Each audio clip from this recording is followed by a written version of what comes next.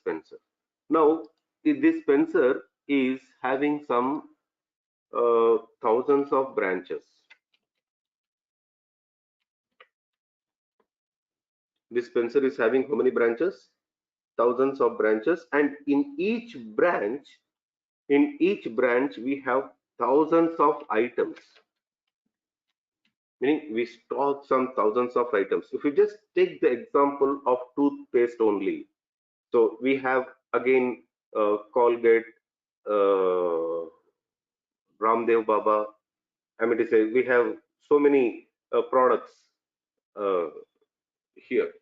Now again, for each product also we have different categories, like again Colgate dental cream, Colgate Veda Shakti, Colgate sensitive, meaning just try to understand, we maintain some thousands of items. So these branches are allowed to sell only those products which are defined for this branch, meaning it should not be allowed to process sales for any item which is not defined in this branch.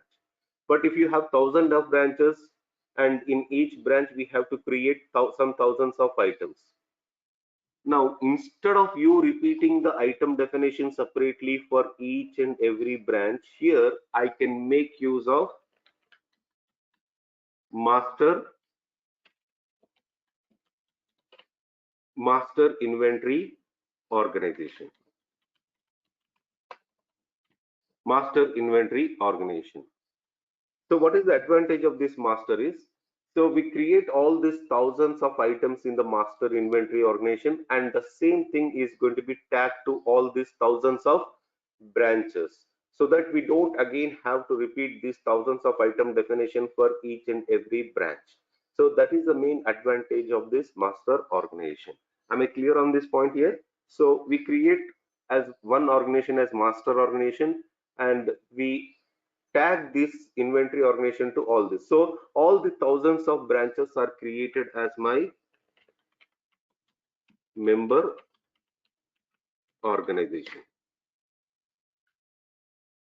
Member organizations, all the meaning all the member organizations are physical organizations. Physically it is located, but master can be physical or virtual. In this case, Spencer, you can just create a master only to secure your item definition. Then you can make this master as a virtual organization, meaning master inventory as,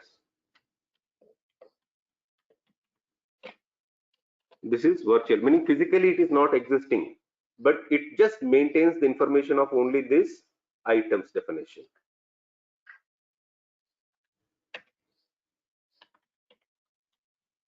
Secures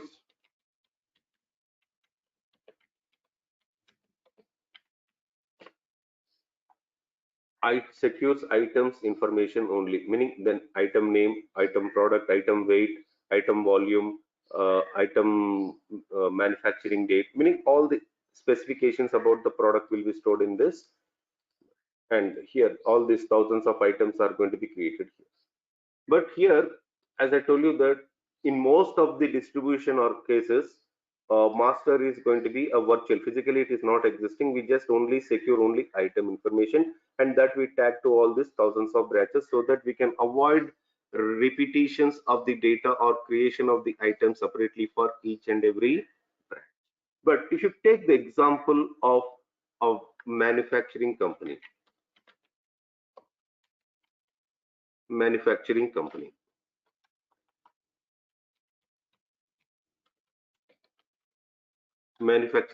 like, say for example,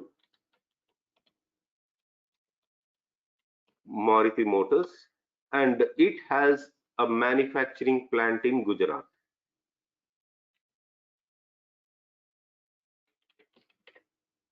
It has a manufacturing plant in Gujarat. Now this Gujarat is physically, it is there, it's a manufacturing plant physically which is located in Gujarat.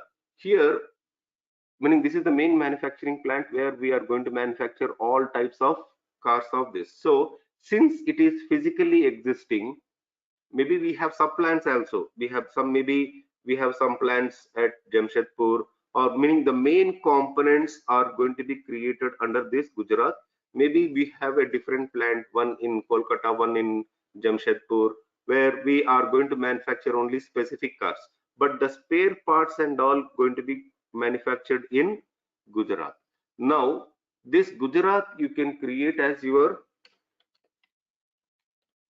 master organization, but here since it is physically existing, here this is physical meaning physically located, and physically we are going to stock the material and manufacture the material. And as I told you that we have the plants in Jamshedpur,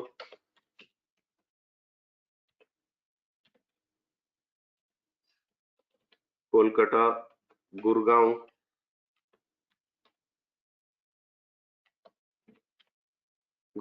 so maybe these are all the physical locations, and these are all created as your member organization. So in this model, our master is physical and all the member organizations are physical.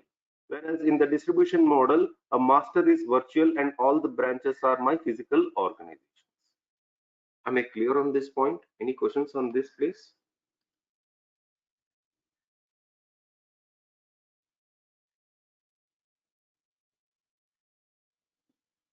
Any questions, please? So a master, it can be meaning sir, it. Sorry, if Yes, yes. the master is virtual, so master can be virtual or physical. But in an organization where we have 3 business groups, how many masters we need to maintain? If we have multiple operating units, do we need to maintain multiple masters or one? No, we can maintain multiple masters. A master can have one or more member organizations. You can also maintain one master and member for cars here separately for cars, and we can maintain and one operating unit can also have one or more this. But before this, let me just address to a point here. Uh, how many inventory organizations can be assigned to a business unit? Meaning it's okay, a bit complicated concept, but still try to understand. How many, meaning here we have planned some inventory organization. So for example, this is my master, this is all my this, meaning maybe here this is all maybe physical stores, Jamshedpur, Kolkata, Gurgaon, maybe here also, meaning we have a manufacturing plant and we can also stock the material in Gujarat. Now here I created cars as my operating unit, and Gujarat, these are all, meaning this is a master organization, this is a member organization. Now how many inventory organizations can be assigned to an operating unit? Say we always assign only one operating unit, sorry, we can always assign only one inventory organization to my operating unit. Just try to understand my question, it is a little bit confusing. Here, how many inventory organizations can be assigned to an operating unit? Is only one. But can from one operating unit can we process sales and purchases for multiple inventory organizations? Meaning, can this, say here we can assign only one inventory organization. Say for example, I have assigned Gujarat as the inventory organization for this operating unit. But this is the master. A master is a collection of member organizations. So always we have to assign a master inventory organization to our operating unit, so that now operating unit will be allowed to create sales and purchases for master and also all their member organizations. So we can assign only one inventory organization, but an operating unit can perform sales and purchases for multiple inventory organizations. That is also one of the reasons we maintain the inventory model as master and the member organizations. And one operating unit, you can, meaning you can, with this you can say that at least one master should be maintained for an operating unit. And in maybe the master and member for trucks is different, and the master and member for other operating units can be different. So in one instance we can create multiple masters, and a master can have one or more member organization. But here, this when we are creating the master, you cannot make this again. There are restrictions here. This Gujarat, you cannot again make a member to another master. Meaning again, it is little bit confusing here. So here, for example, if you have a hierarchy like this, like India. Now India, I have created a, say for example, master. Now Gujarat, Jamshedpur,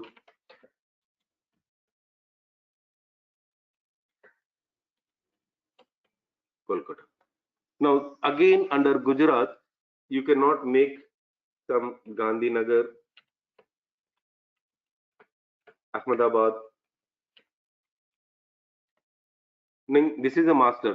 This model is not possible here. Meaning a master cannot be a member to another master. A member cannot be a member to another master.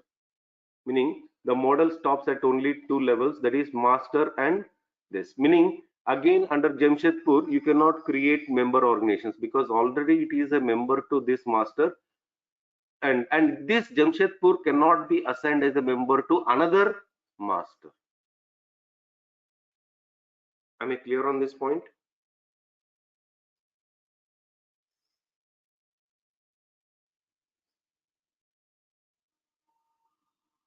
Yes.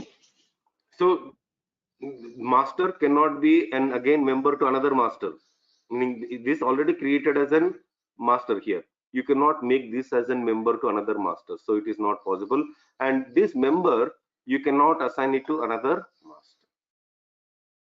But in one instance, you can maintain multiple inventory models. And another point is, for a particular operating unit, we can always assign only one inventory organization, but from one operating unit, we can process sales and purchases for all your one or more inventory organizations. Meaning, when you assign a master organization to an operating unit, this operating unit will also have access to the master and all their member organizations.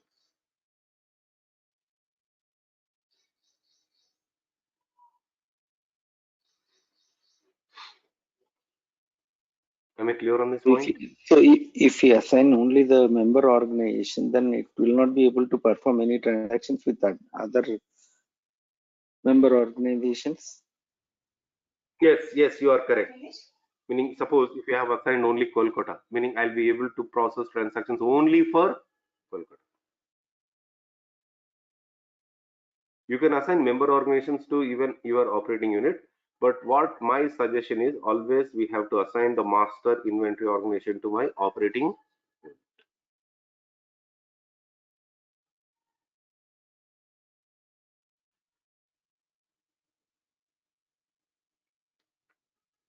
Right?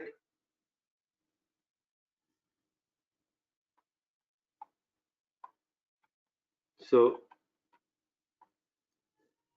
business group, legal entities, primary ledgers. So here at inventory organization level, we secure material and material transactions. So that is the reason you have an option to create this inventory organization as master organization and member organization.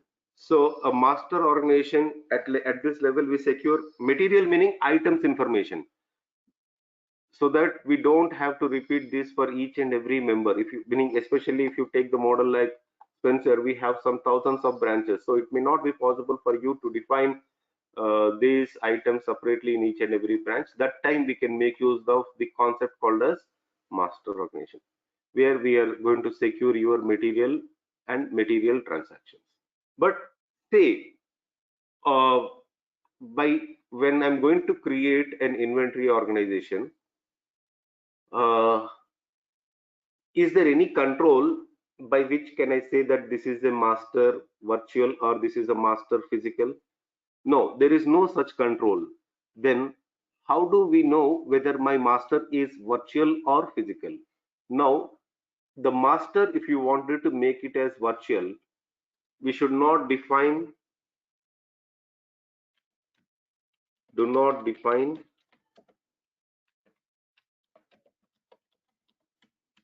sub inventories. What are sub inventories? What are sub inventories?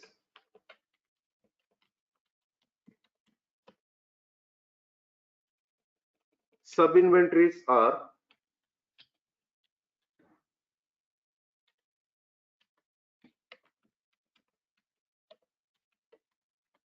physical storages of the material. Physical storages of the material. Sub inventories are the physical storages of the material. Meaning, say physical partitions in my inventory organizations. You just take the example of any supermarket. Say we found that the goods are going to be kept in different places, in different rows, racks, and bins. Like some rack is for food items, some rack is for grocery, some other rack is for frozen products, some other is for what, vegetables. Like this, we physically partition our inventory organization. These physical partitions of the inventory organization are called as sub inventories. Now, for a master to make it as virtual, you should not define sub inventories, where here we define,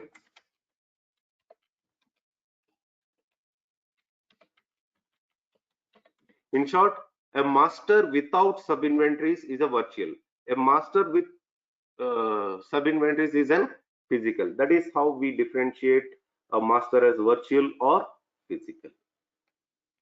Now, again, if you take the example of a very big stores like IKEA. IKEA is a very big furniture shop like here, where they sell different types of furniture, which is required for bedrooms, hall, kitchen, children's, like this, dining, like this. We have different varieties. Now, if you just go through, almost we have 15 to 20 showrooms. Showrooms meaning we have to just walk into one room to another room. Each big hall is going to display the products of a particular category, like dining category, kitchen category, children's category, like this. But that showroom is only for display of the products. But from there, you cannot pick up the material.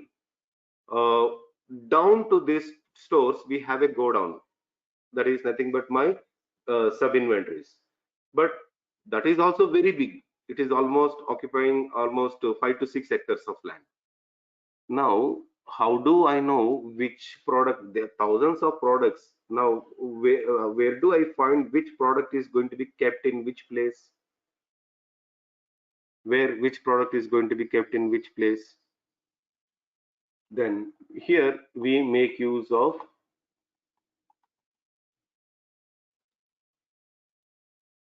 this is we make use of locators. Locators are basically used identify the physical locations of the material in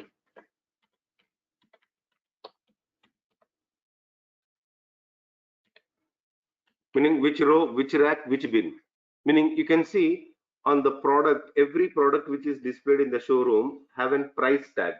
Just below the price tag, it clearly shows that this product you can find in a specific row, specific column, specific row, a specific rack, specific bin, so that we can easily take identify where this item. So generally what we do when we walk through these stores is we take a snap of the product that we like, so that in the go down we can easily able to search which product is kept in which place. Instead of you searching in the entire stores, these locators will be able to help you to identify physical locations of the material in my sub-inventory. Am I clear on this point? And one more, this is HR organizations.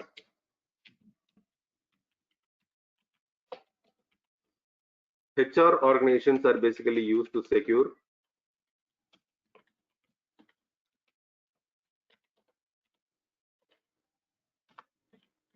employees and positions. Employees and positions. Here, this business group is to secure all the human resources information like jobs, grades, payroll, everything. But only employees and positions will be secured at my HR organization. You don't have to take much importance to this. That's not a problem. So this is your complete, like you are able to partition your payroll policies, human resources, legal entities to partition your direct and indirect taxes, ledgers to partition your financial information, operating units to partition your sales and purchase transactions, inventory organization is to partition your material and material transactions. Material transactions meaning material issue, material receipt, meaning in these organizations, we physically receive the material and issue the material. These are the physical storages of the material. Locators are used to identify the physical locations of the material in sub-inventories, and HR organizations are used to secure employees and positions. So this is our multi-org structure.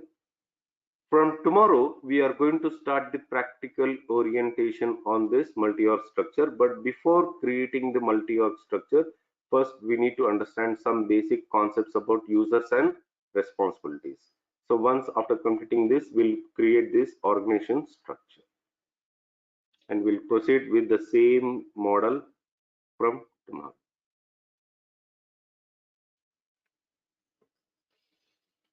Am I clear on this point? Any questions, please? Sir, I have one doubt. Yes. Hello. Yeah. Yes, yes. Suppose we create any member inventory organization under master inventory organization.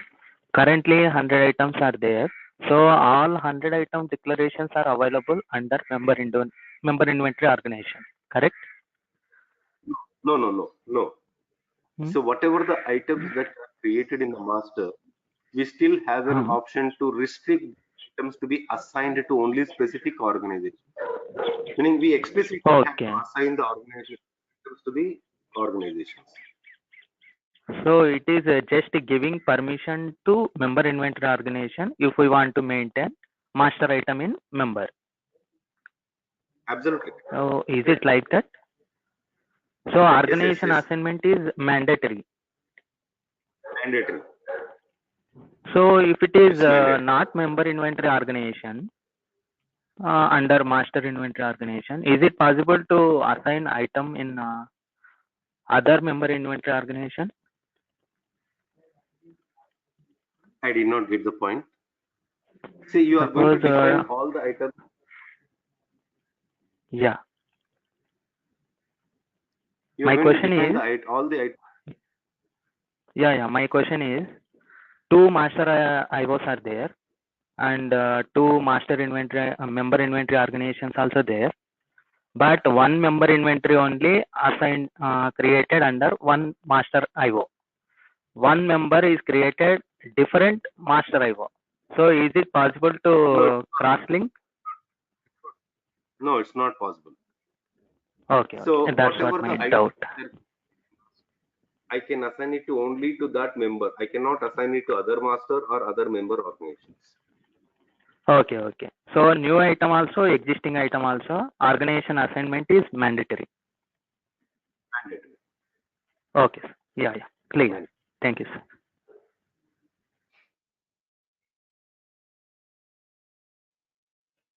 Right.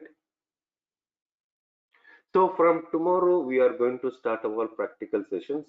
like we'll start with users and responsibilities. First, we'll see what are the main responsibilities which are going to come and how do we create the users. Then we proceed further with this organization structure. Okay. Thank you all. Have a great day. Thank you, sir.